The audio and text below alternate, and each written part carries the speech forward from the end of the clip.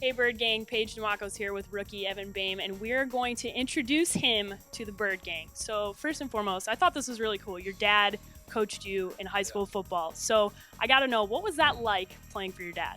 Honestly, it was a lot of fun.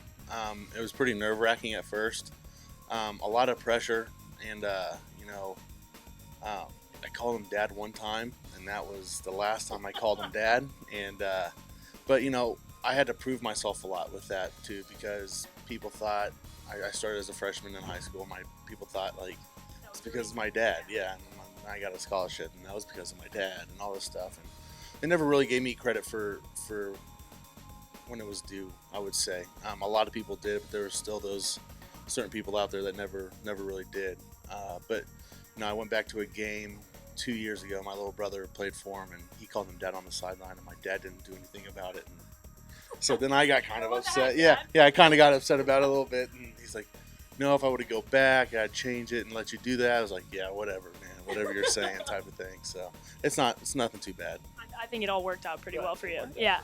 All right, so you spent a lot of time with your dad. Obviously, most people spend a lot of time with their parents. You spent an extra amount of time, What's the biggest thing you took away from your dad? Not necessarily on the field, but off the field.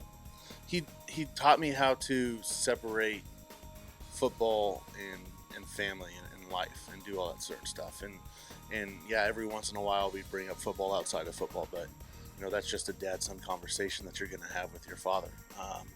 But when we didn't sit there and just talk football all the time, and that's one thing that he taught me well, is like, and my mom as well, is you have to be able to separate this from that, and be able to go out there and make educated choices about certain things, not just related back to football all the time. And I think that's really helped me and turned me into a people person, where I go out and I love to talk to people, I love to have fun, and not revert back to football every time I do something.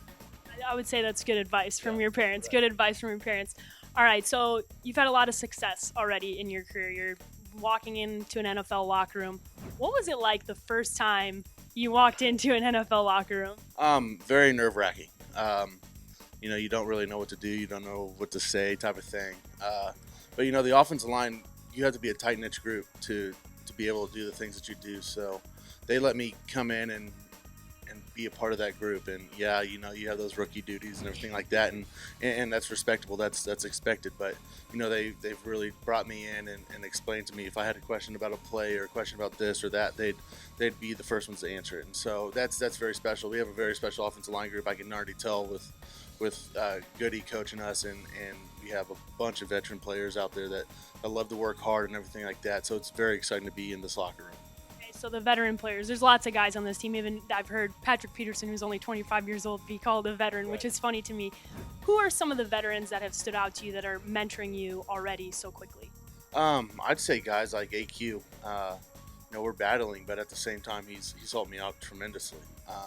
Jared, Mike, a couple other guys. I mean, all the guys that they've been right there to help me out. And if I have a question, they know what it's like to be a rookie and to be thrown into the fire and say, here you go, learn this playbook, learn this offense, and let's go to OTAs, let's go to minicamp and learn this kind of stuff. And so, at first your confidence level isn't where it needs to be, and you're not the player that you want to be, so you get frustrated. But then they let you know that, hey, they brought you in here for a reason. They know what you can do. Just get confident, learn the playbook, and be confident when you go out there and play. And that's the biggest thing that AQ really told me. Is like, hey, you're here for a reason. I'm here for a reason. Everybody on this team is here for a reason. And they see something in you, go prove it now. And just go out and have fun playing football. All right, take us behind the curtain of being a rookie in the NFL. What is the toughest thing about being a rookie in an NFL locker room? Not nothing. I mean, it's nothing extreme at all. Yeah.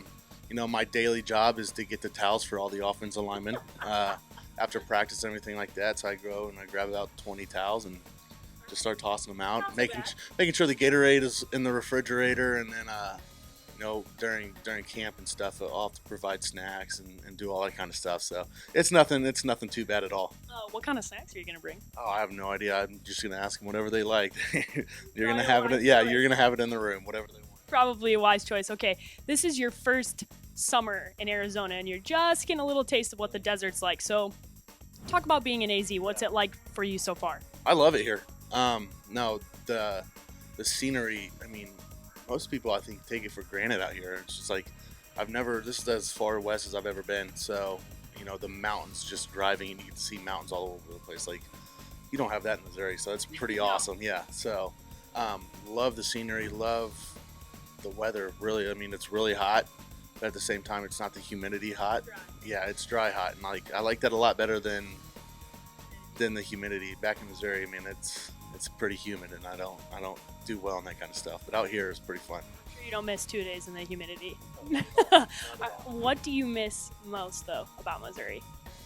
All my buddies, all my friends, all my family is back there in Missouri. So, I'm a very family-oriented guy. So, my parents had come out, my little brother came out, and they helped move me into my apartment and everything like that. So, it was really nice having them out here and everything like that. But, all my extended family, all my friends are back in Missouri. So, that's probably one thing I miss the most.